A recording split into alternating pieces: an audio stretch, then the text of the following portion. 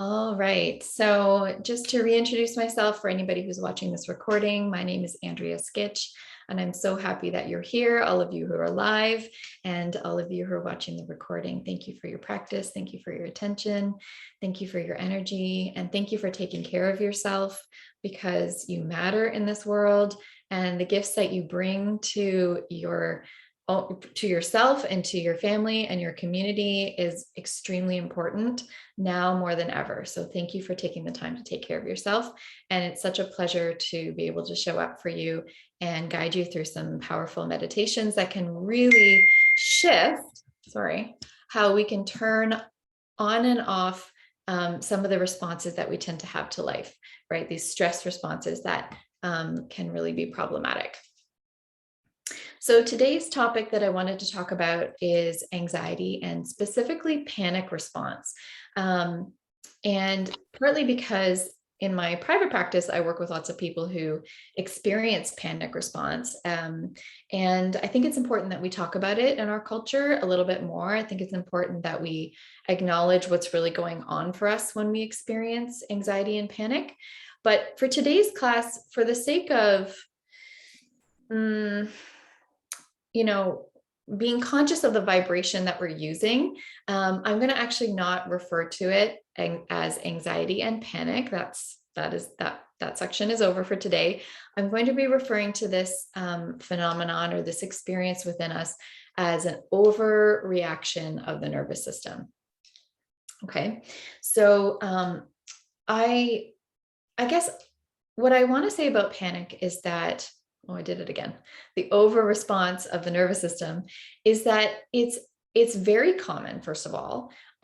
It's often related to trauma or things that overwhelm the nervous system, right? Because if we go back to what our definition of trauma is, it's really any experience that overwhelms the nervous system and it creates a feeling of lack of safety, right?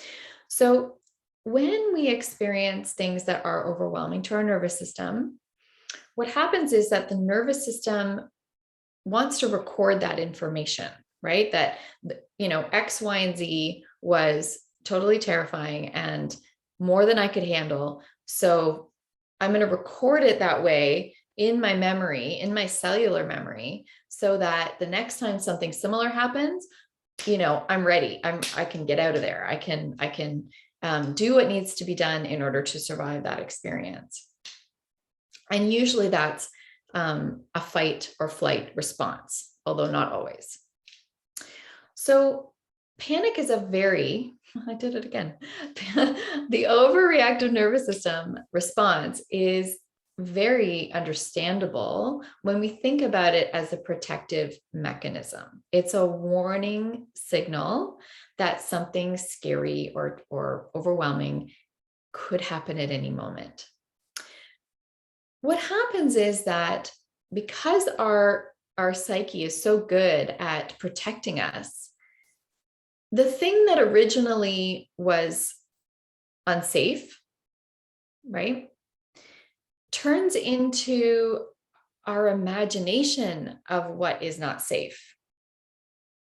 So what I mean is that where very much real things happen in our lives that warrant an overreactive nervous system protective response, our subconscious starts to, because it doesn't know the difference between reality and non-reality, it part of us lives in the place of what I'm calling imagination, that these scary things will happen again. And these scary things that happen again turn into our own construction or projection, our own imagination, really, of what is not okay and what's not, or what we need to be protected from. So let me see if I can give you an example. A very common struggle is, actually, I've heard this a couple times this week from clients. Childhood experiences where adults had a hard time showing up for kids, And the children experience, my clients who are now adults, when they were children, experience that nobody was there to help them, right? That's an overwhelming response or an overwhelming experience for a child to be in distress and nobody be there to help them. Okay, so that's the trauma, that's the pain point. Then we move into adulthood and we carry the same negative belief and the same experience in our nervous system that when we're in distress, nobody's there to help us. Nobody's going to be there to help us, right? So in that way, that belief, that experience lives in the nervous system and in the psyche and is replayed or re-experienced in relationships in adulthood. And that's problematic for many reasons, I'm sure you can imagine. But when it comes to this overactive nervous system response, protective response, then we can see how to be alert, to not feel that, to not experience that kind of pain point again, is in a way protective, or it's intended to be protective, right? It's intended to be there as a warning system that that same pain point might be experienced again. And here's the reality. Sometimes in adulthood, people can't show up for us either. So, there are very valid reasons and such circumstances why our nervous system would be on the ready to try to protect us. And so I guess I want to frame it that way because I want us to begin to understand that to have this kind of response in the body is not a flaw. There's actually nothing wrong with us, even though we can feel that there is in those moments. And to remember that while it's a very real experience, it can be terrifying. This is what people end up, needing to seek medical attention for sometimes, which is okay. But to remember in this moment when we can take in this information that perhaps there's something or a belief system or an experience underneath that overactive nervous response that really needs our care and attention, right? Really needs us to consider, finding a safe place, whether it's working with a therapist or talking about it with loved ones, or finding some safe way, journaling, meditation, of course, finding some safe way of actually acknowledging the nervous system for its protective intentions and actually the ways that it has protected us, but asking it permission to be able to actually look at what is the pain point underneath so that doesn't have to get stuck there, right? We can start to untangle that belief system and that pain point and that memory really, and really put it in its right place, right? Which is that shitty things happen and that was really painful, but I'm in this moment now in my life. And also you're a different person now in a way, right? Because you're a grown up, you've got other resources, and there are other ways to protect the self or to be able to move through pain points in adulthood that look different. And that's a process, right? That's a process. I also just want to add really quickly that the nervous system is also very attuned to our environment, including our physiological environment. So there are times when there are, hormonal imbalances, adrenal fatigue issues, low iron, like there are physiological, in that way I'm saying environmental, root causes of the nervous system being overreactive as well. So always good to just keep that in the back of our minds as well, that, working with, if this is something you experience, and working with a good naturopath, for example, is a really good idea, just to help the physiology as well. And maybe some of the contributing factors to that type of response in the body. So it's never clear cut, right? We're complicated beings. We have a complicated system, but keeping in mind the psychological structure that often is at play when these overreactive nervous system responses are there can be really helpful, because then it gives us something to actually be able to work through and name, right? Okay, so I think that's all I wanted to say. So today we're going to work with a couple of meditations that are specifically for working with the nervous system. And you don't have to have difficulty with an overactive nervous response to benefit from these meditations, because we all have a nervous system. And these meditations are really good at helping to adjust the reactions that the nervous system has that may not be fully aligned with what's happening in the now moment, including your very resourced self. Okay. So, any thoughts or questions about that for those of you who are here at the moment? Is there anything that you need clarified or any questions that have come up? No. Okay. Okay. So the first thing we're going to do is sit up tall in our easy pose, which is legs crossed, if that's okay for you. And to anybody watching this, if that's not a comfortable position for you, you can always sit in a chair and do this meditation as well. Or just adjust, just find a way to do it. Find a way to find a tall spine. You're going to have your left hand with your fingers on the mounds of your thumb, and you're basically going to be spreading the pinky finger and the thumb away from one another. Now, I have a bit of leftover injury in my hand, so I can't really make that full, but my right hand does that a lot better. So that's what you're going for, though, is to have the left hand with the fingers on the mound of the thumb, and then your pinky finger spreading away from the thumb. The next thing you're going to do is take your right hand and you're going to wrap around your pinky finger. Okay. The next thing you're going to do is place the thumb of your left hand on your third eye spot between the eyebrows, and your right arm in particular is going to be parallel to the floor. So you've kind of got this interesting, I don't know what this is, a beacon of some kind. Okay. And the eyes are going to be closed. You're going to be focusing on the third eye point.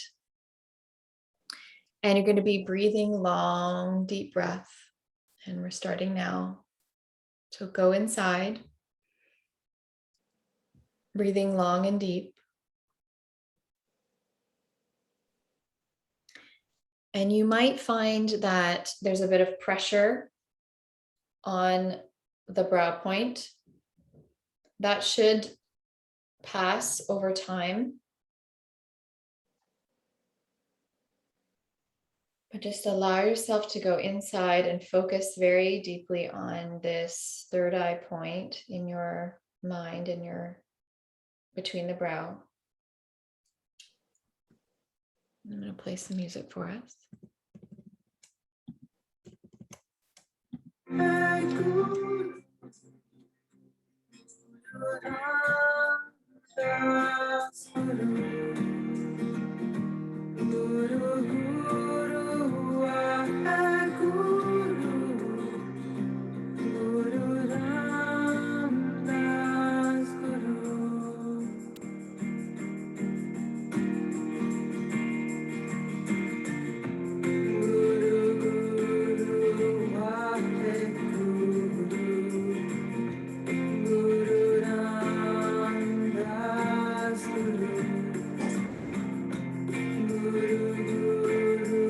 Deepen your breath.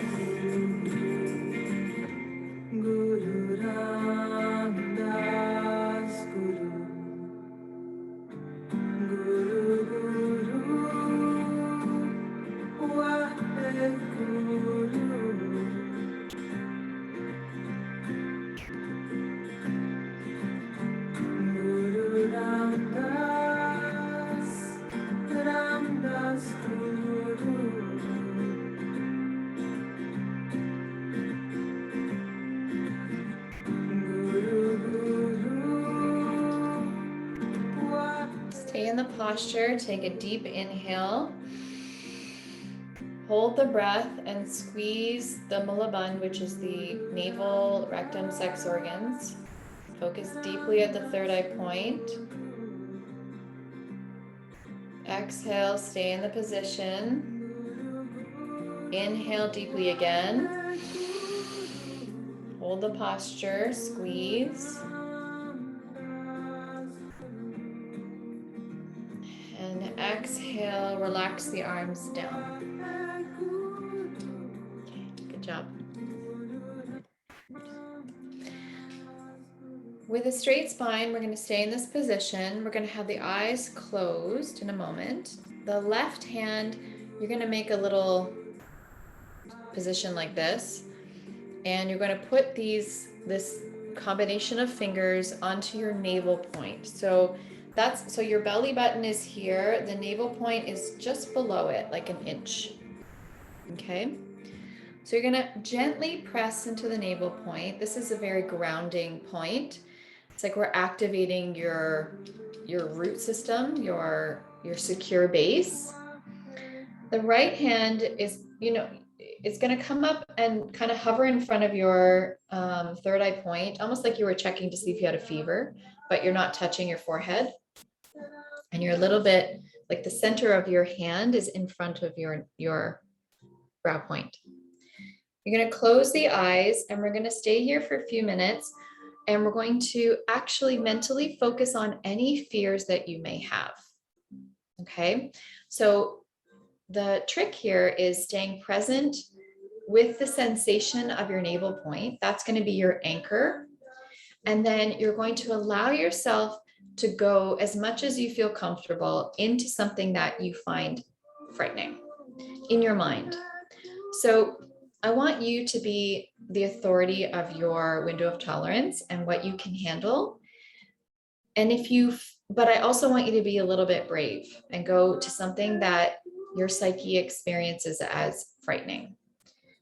Let the navel point be your anchor. Go back to that anytime if you feel like it's too much, okay? So this is an exercise in staying in the present moment, but also visiting something that is frightening to you, okay? And remember, we're here together. So breathe deeply, focus on your breath, and here we go. You can also focus on the mantra I'm going to play now as well to help you stay grounded in this.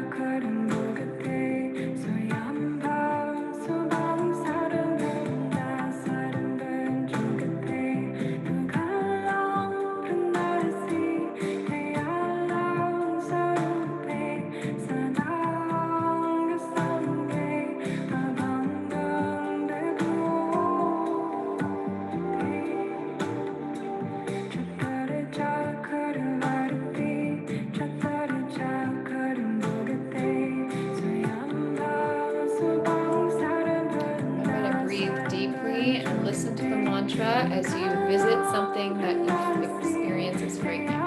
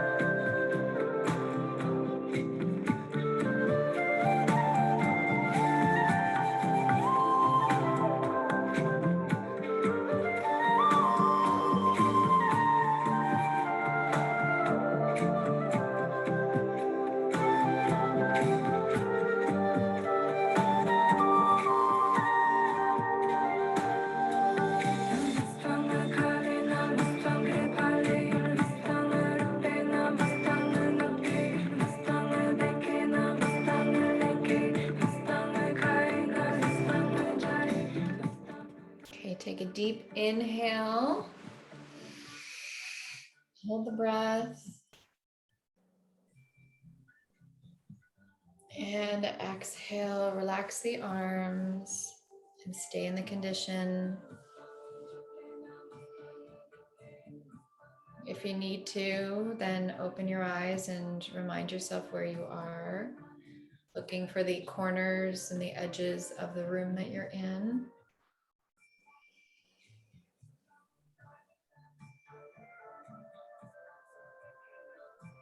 Okay, beautiful.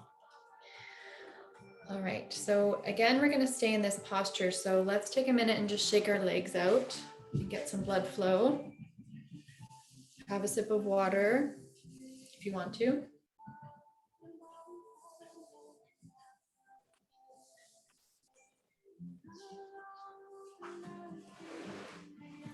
Okay.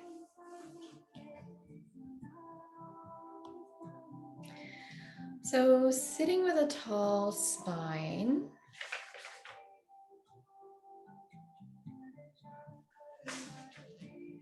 We're going to have the arms in this position where the left hand is facing down and the right hand is facing up. The shoulders are back and down relaxed and your elbows are out to the side and you're sort of right here at your heart center. So you're kind of framing the heart center, okay?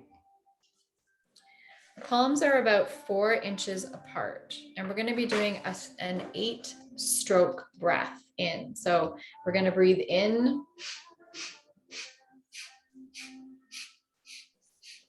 and then out. So we're taking 8 strokes on the inhale. So just go little at a time. And then you're going to do 8 strokes out while you're going to be maintaining this position. Okay. The eyes are going to be closed. The eyes are going to be relaxed and focusing down at the tip of the nose, which you can't actually see. You just sort of see past it, but that's sort of your focal point. Okay. The tip of the nose. And as we're doing our 8-stroke breath, you're going to be mentally chanting Satanama, Satanama. And then on your out strokes, Satanama, Satanama. Okay? All right. Okay, here we go.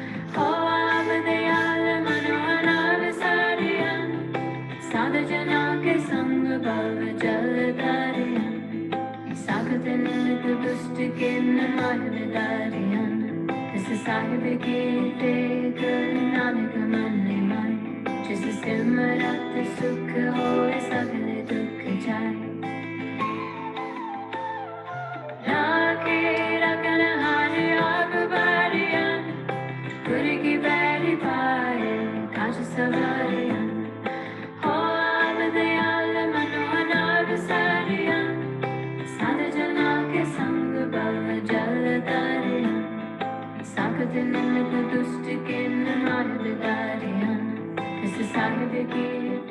going, doing great. 8 strokes in and 8 strokes out.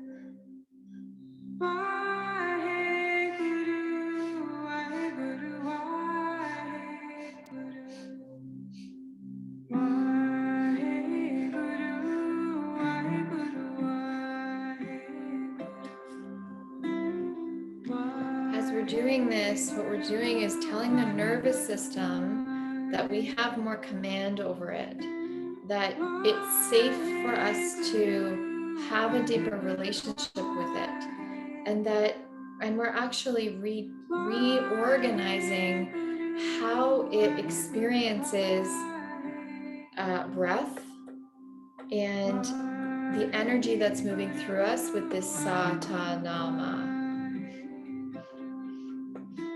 So we're actually creating a new relationship with the nervous system when we're doing this meditation. It's very powerful. And it has been studied. So people who were able to do this meditation every day for 3 to 5 weeks, who had experienced panic attacks before that, were able to actually master that experience and no longer feel the intense loss of control that comes with that kind of reaction. So science is behind us. It's paying attention to what we can actually do, how we can interact with our nervous system. And that's important because we need to be able to show up with a certain level of mastery in our life, right? And when we can master, and by master, I mean have a positive relationship with. I don't mean master like control. When we have that capacity with our own psyche and our own nervous system and our own body responses to life, it opens up the door for us to be able to feel a deeper confidence in how we move through the world and how we can show up to situations that might be difficult for other people. So it's not only about reducing your own suffering and increasing your own capacity, it's also about increasing your caliber as a leader, as a human, as someone who is compassionate and able to fortify your ability to show up for yourself and other people. So it does go way beyond just what we experience in our own psyche. So go a little bit more deeply, if you can, into the meditation. We've got a few more minutes to go. You're doing a great job.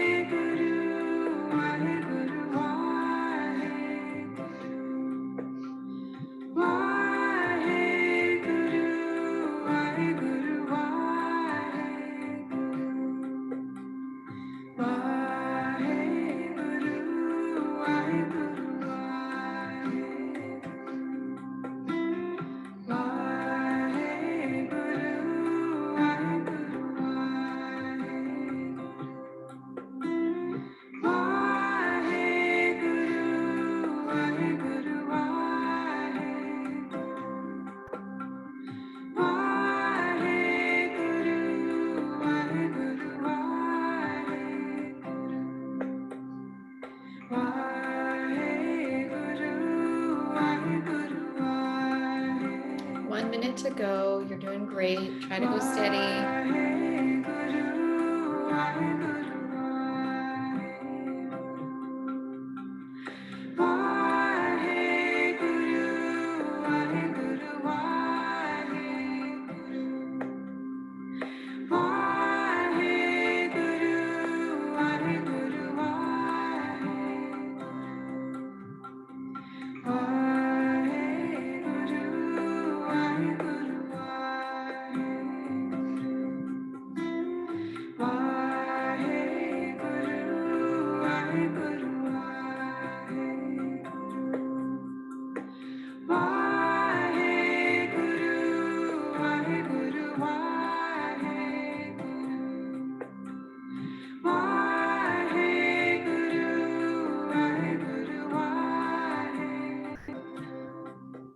Okay, take a deep inhale.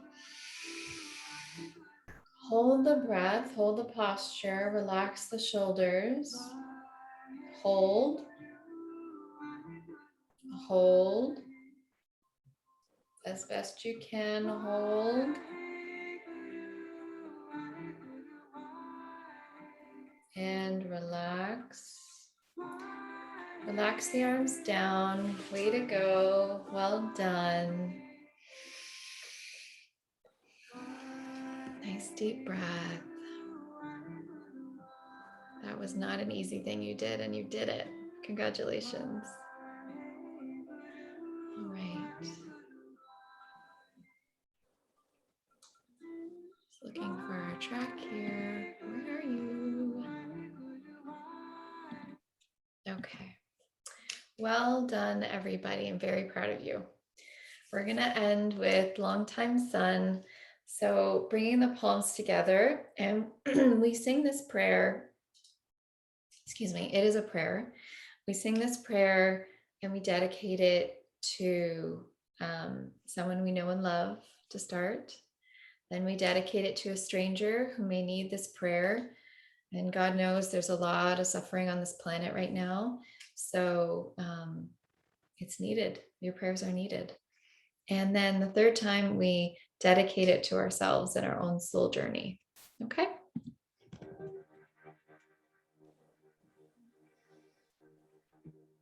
May the longtime sun shine upon you. All love surround you, and the pure light within you guide your way on. Guide your way on. May the longtime sun shine upon you.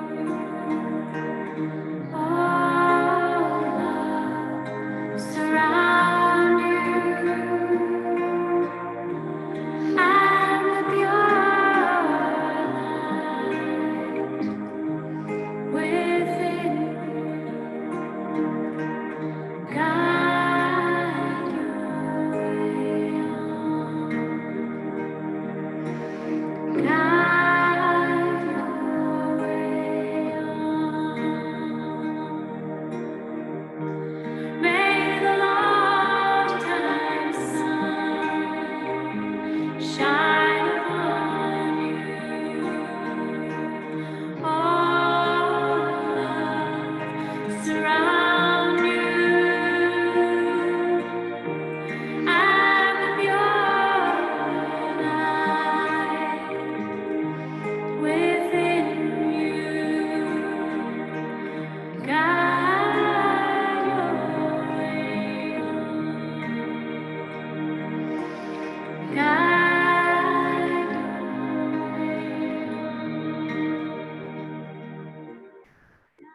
Guide your way on.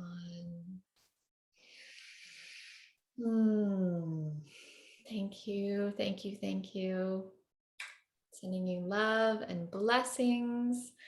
and a calm nervous system, or a deeper relationship with that nervous system of yours.